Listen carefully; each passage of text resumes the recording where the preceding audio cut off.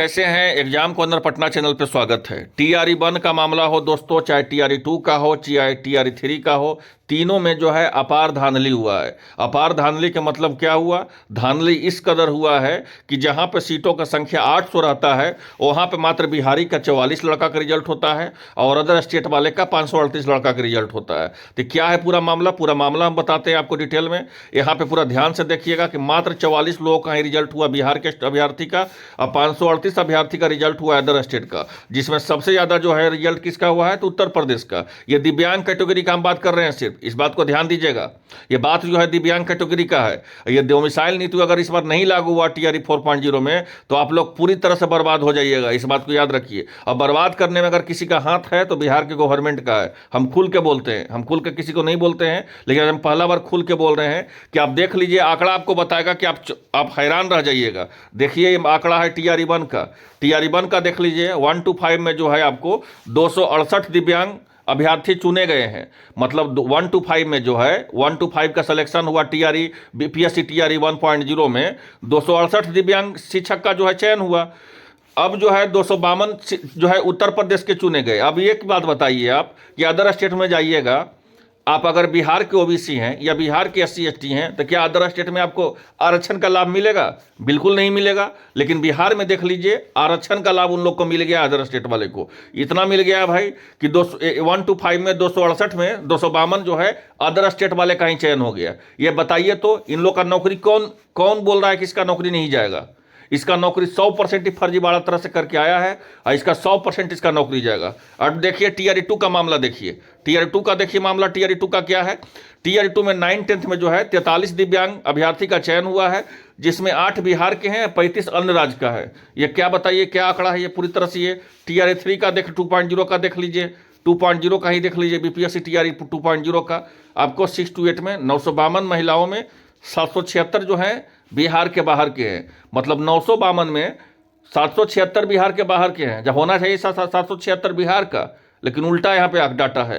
माने 776 जो है आपको बिहार के हैं, सॉरी अदर स्टेट का है, और बिहार के जो है बचे खुचे जो बच गए 100-150 बच गए वो बिहार के।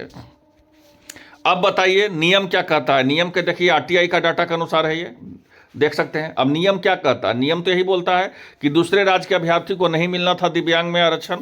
जाहिर सी बात है कि हम बताए तो आपको एक साधारण एग्जाम्पल दिए, उदाहरण दिए कि अगर आप एससी कैटेगरी में हैं या ओबीसी कैटेगरी में हैं या आप जो है ईबीसी कैटेगरी में हैं, तो क्या आप अदर स्टेट का उत्तर प्रदेश पुलिस का फॉर्म भरिएगा, उत्तर प्रदेश दरोगा का फॉर्म भरिएगा या आरओ का फॉर्म भरिएगा, तो क्या आपको ओबीसी में आप आ जाइएगा? क्या आपको तो जनरल में कंसीडर किया जाएगा, जनरल में आपको माना जाएगा? लेकिन बिहार में ऐसा नहीं है।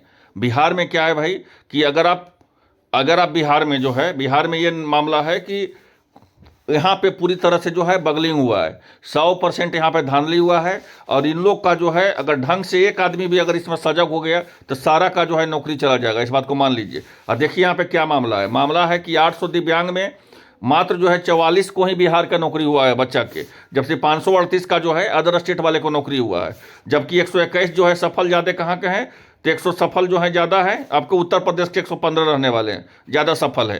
तो ये बिहार में अगर टीआरई 4.0 में एक ही बात जान लीजिए, मोटा मोटी हम बता रहे हैं, बहुत हम सीधा सीधी बोलने वाले आदमी हैं। अगर हम आपको एक सीधा सा बात बता रहे थे, अगर टीआरई 4.0 में अगर डोमिसाइल नीति नहीं लागू होगा तो आप लोग जो है 100% बर्बाद हो जाइएगा, इस बात को मान लीजिए। अगर बर्बादी के पीछे अगर कोई कारण रहेगा तो उसके पीछे एक ही गवर्नमेंट है जो बिहार में अभी शासन करे, वो गवर्नमेंट, वो जो है आप लोग को बर्बादी का सबसे बड़ा रोड़ा बनी है। चाहे वो टीआरई 1 का मामला हो, चाहे टीआरई 2 का मामला हो, चाहे टीआरई 3 का मामला हो। हम किसी अभ्यर्थी को भड़का नहीं रहे हैं, इस बात को मान लीजिए।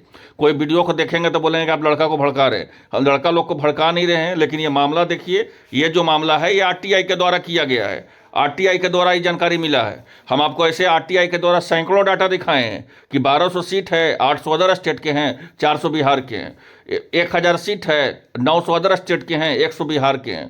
तो डोमिसाइल बिहार में लागू होना चाहिए। अगर डोमिसाइल के बारे में सही से टीचर इसलिए नहीं बोलता है बिहार का टीचर, क्योंकि डोमिसाइल के बोलेगा तो उसका अदर स्टेट वाले लोग जो है कोर्स नहीं खरीदेगा। यहाँ पे तो ये माजरा है। तो ये बोलेगा कि रिजल्ट में गड़बड़ी हुआ है, रिजल्ट में नहीं गड़बड़ी हुआ है, इस सरकार के द्वारा जो है नियम लगाया गया है डोमिसाइल को लेकर के, वो जो है सबसे खराब नियम है। पहले डोमिसाइल का नियम पूरी तरह से फिट करना चाहिए कि डोमिसाइल हम ले रहे हैं, डोमिसाइल हम लागू करेंगे। हर हाल में डोमिसाइल टीआरई 4.0 में लागू करेंगे। अगर आपको बेहतर टैलेंट है तो आप 10% में आइए, 5% पे आइए, जो अदर स्टेट में जिस तरह से हम लोग जाते हैं। अब ज़्यादा टैलेंटेड हैं तो हम कहाँ आपको मना कर रहे हैं कि आप नहीं आइए। अब 10% पे आइए ना, 5% पे आइए ना। आप अगर आप ज़्यादा टैलेंटेड हैं तो ये फर्जी तरीके से जो है आपको अदर स्टेट में जो है अदर स्टेट का दिव्यांग सर्टिफिकेट बना लिए, तो कहीं कोई जाति बना लिए, निवास बना लिए। आप ऐसे नौकरी करके कितना साल बच जाइएगा? 1 साल, 2 साल, मुश्किल से 3 साल, हार्डली 4 साल, इससे ज़्यादा आप नहीं बच सकते हैं। तो इस पर जो है सरकार को पूरी तरह से ध्यान देना चाहिए और डोमिसाइल नीति जल्द से जल्द लागू करना चाहिए। नहीं डोमिसाइल नीति लागू किया तो टीआरई 4.0 का बहाली इससे बढ़िया नहीं दे। ये डाटा देख करके लड़का लोग का क्या होगा, जो है दिमाग जो है चकरा जाएगा कि बिहार में जो है 44 और अदर स्टेट का 111 जो है आपका अदर स्टेट के बने हैं। यहाँ देख लीजिए 800 दिव्यांग में 44 बिहार के, 538 अदर स्टेट का। ये हम नहीं बता रहे हैं, डाटा बता रहा है। ये बहुत ही मतलब कि सोचने का विषय है। इस पर सोच करके सरकार को जो है डोमिसाइल नीति लेना चाहिए, फैसला लेना चाहिए। आप प्रधानमंत्री बने या ना बने, लेकिन आप शिक्षक तो नहीं बनने दीजिएगा अगर इस तरह का हाल रहा तो इस पर जल्द से जल्द फैसला लेकर के जो है आपको सरकार को इस पर डोमिसाइल नीति लागू करना चाहिए। और जो इस तरह से फर्जी तरीके से जो भी जो बहाल हुआ है उसको बाहर से बाहर जल्द से जल्द करना चाहिए। तो मिलते हैं नेक्स्ट अपडेट के साथ। धन्यवाद।